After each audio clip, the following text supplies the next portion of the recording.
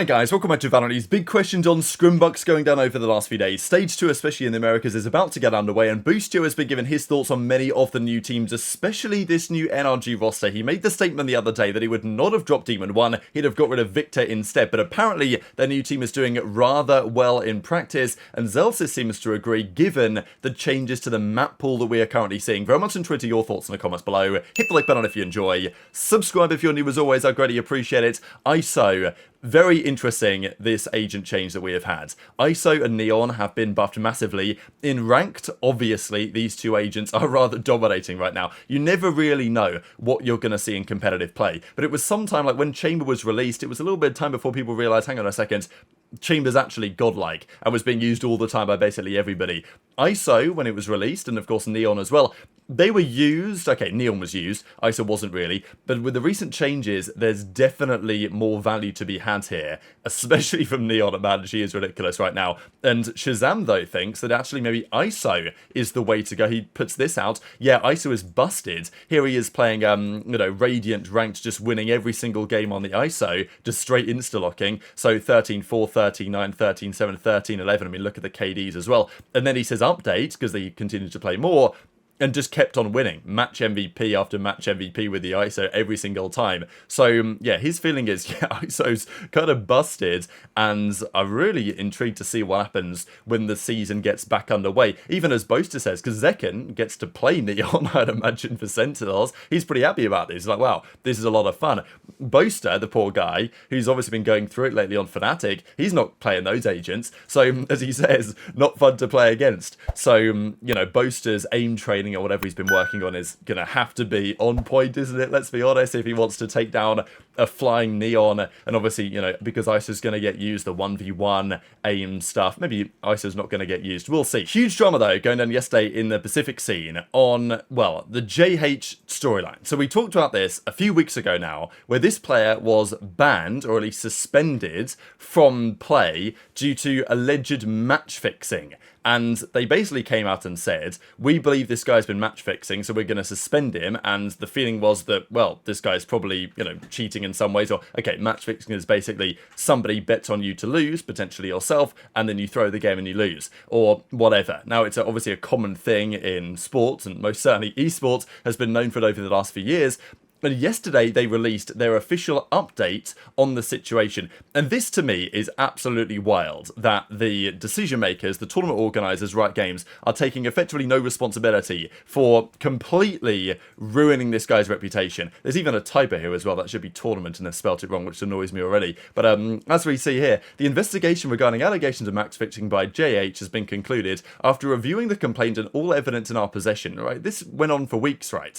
What I don't understand is, why not just do this first before you come to these conclusions? I find it's crazy. We've determined the allegations of match fixing were due to jokes that he had made in bad taste. So he'd made a joke in a Discord or something, and somebody had seen it, because he probably said, oh, a bet on us to lose or something, which he didn't actually do, but it was a joke. Okay, whatever. And somebody maybe thought it was legit, they sent it to somebody, and all of a sudden, he's getting suspended and all this stuff's happening. Therefore, at this time, we are closing the investigation against JayH and the provisional suspension has been lifted. He will be now given an official warning against such behaviour. So instead of taking responsibility for making this false allegation and effectively ruining his reputation and also screwing his team, right, because he was undisguised, they had to drop him, right, obviously because he was suspended, find a replacement player, probably lose matches as a result. It's affected their trajectory, it's affected their chances for the rest of the season, it's affected his career, and instead of taking responsibility for it, they're saying, no, we're giving him the warning, it's apparently his fault, somehow. Now, I think JayH came out and said that, effectively, they might have made him sign, or at least requested he sign some sort of NDA on this, so he's not able to go into the details, maybe to prevent them looking bad. I don't know, I think it's crazy. We reserve the right to reopen the investigation should we receive new information or evidence. We appreciate your patience, and, yeah, thanks everyone. And I'm like, well, JayH ain't going to be thanking you, but he does say, look, I'm free. So I guess on the whole, it's good for him that he was found not to be guilty. And, you know, I've no clue what to do moving forward. I'm taking a hiatus. Don't send any hate to Tito's or Riot. Thanks for the support. And I think he says, yeah, I made a joke in bad taste privately. I'm not allowed to comment on it, so don't ask me any questions. So seems like they've asked him to sign some sort of non-disclosure agreement so we can't talk more about it. Yeah, wild storyline, but I guess it might end for the best in the grand scheme of things. I'm just really hoping that these people don't do this type of stuff again, because yeah, that is not a great look for all involved. Let's talk about some roster stuff. Pancada has obviously signed with Loud. We saw the confirmation coming through yesterday. According to the contract database, he signed until 2026. So it's a big extension there, a big contract that Pancada signed with Loud. Makes sense, but I imagine that he must have got some sort of confirmation from Loud that they are looking towards the longer term, because there were rumours recently Sarak might depart. NRG apparently were interested in getting him before they got FNS in. There was talk, obviously, about Les. Is he going to stay? Is he going to go? What's going to happen? I don't think Pancada would sign a long-term deal like this if he wasn't pretty confident that Loud are still going to be a competitive force for now into the future. Here are some Scrimbux. Not everything, of course, that's happened over the last few days, but we have some. You know, NRG, obviously 100 Thieves, everyone's playing each other. Some of these we won't get to see because we're pretty sure that NRG have probably practiced against 100 Thieves over the last few days. We don't get to see any of that here, but there are a few notable results. What I did want to share is what Boostio had to say on this, because we saw this clip the other day where he mentioned on stream, and we know how blunt this Boostio guy is. There's probably not many players in the entire league who would talk about a roster change and criticize it in the first place. And then not just to criticise the roster change, but to say very specifically they think this guy should have been dropped over the other guy. And obviously Boostio's going to back his boy Demon 1, who won the World Championship with him together last season on Evil Geniuses. But nonetheless, as Boostio says, if you want to win a championship, you need that guy, you know. And the question is, who's that guy going to be on this NRG roster? They might be good, they might be very good, but are they going to be good enough, right? Like, every top team has their superstar talent, and I do think that you probably need that nowadays to win events. As Boostio said on stream, you know, you need your texture, you need your cryo, you need your tens, or whatever the case is. Do NRG really have that guy after their roster change, getting rid of Demon 1? Quite possibly not. So this is what Boostio has to say, and also Zelsis on this NRG team. Good aim. Nice. NRG is looking really good. NRG is looking really good. I think they're going to win it all, to be honest. Bro. I just need to let them know, by the way, but...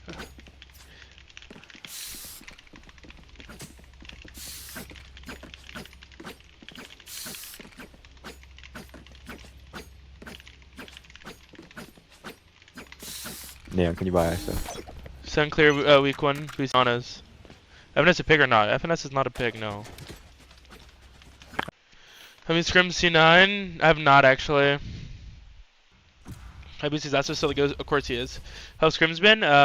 They've been alright. You got a nice ace. Slap the kids. Thank you. Play Neon? Yeah, I'll play Neon this one. Is Neon broken? Probably. Are you ready for Sama and Finesse? Yep. What world do we live in where you won a Masters? Exactly. Exactly. Thoughts on playing NRG? I mean, it's only right in the world. It's only right in the world that Pujon's first game back is against Papa. You know what I mean? I wouldn't have it any other way. Haven? Bro, Pujon's been out of the scene for too long, buddy. And he just thinks he's gonna come back and beat me? Beat me? He will? Oh, okay. Oh, okay. Got it. You know, my chat is so supportive, dude. I just love all you guys. Pujon's playground is Haven. You know, this guy... you know, Pujon just gets lucky, bro. He just gets lucky. Haven's back.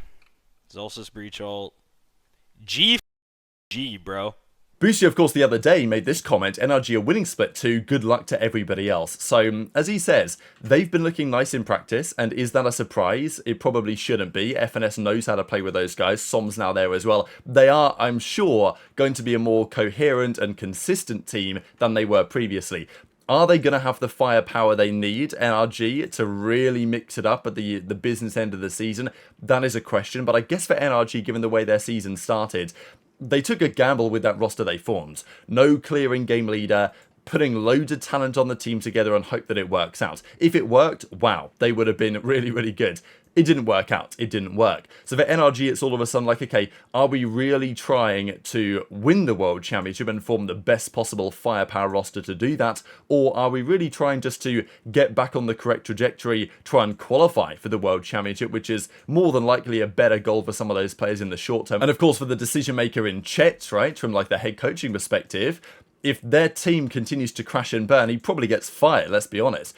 But if their team starts to look better, they turn it around, even if they don't win anything, then from Chet's point of view, it's like, okay, look, I've made good decisions here, and that will continue to be the case going forwards. Zelters, of course, also talks about the map pool, the fact that Haven is back in, a map that those guys definitely enjoyed. And of course, Haven is also back in with absolutely no changes. So, which I thought they might do something, but they haven't at all. So that map comes in, straight back into the pool again. I know that people have been playing Abyss over the last few days. Definitely mixed reviews, I would say, on that one so far. So what NRG think about that, who knows? But I think they'll certainly be happy with, you know, Breeze gone and then Haven effectively coming back in. Just a couple of quick stats to mention before we close out the videos. During Masters Shanghai, these were the round win percentages on the defense. T1 actually topped the lot here, but of course, sample size is a factor. The teams that went deeper, Gen.G, 100T, Heretics, etc., they were up here. But honestly, only 4 teams over 50% defense round win rate. What we saw on the offense was a bit of a different story. There were more teams up there, even Fnatic are at 50%, Foot Esports as well, PaperX, Gen.G, Heretics, and FPX actually topping the lot here, right? So FPX, I mean, look at the discrepancy. FPX at the top of this list, Edward Gaming right there at the bottom, right? So yeah, interesting to see if FPX had a different bracket, if they didn't have to play Gen.G or Heretics, they're literally the 2 games they lost in the tournament, it could have been a really different story for those guys, and I'm looking forward to seeing what happens at the next international, because on an international level, FPX definitely as of late are doing more damage than Edward, who theoretically still are winning in their own region. But very much on Twitter your thoughts on all this stuff in the comment section below. Hit the like button if you enjoyed, subscribe if you're new, take care, and I'll see you next time.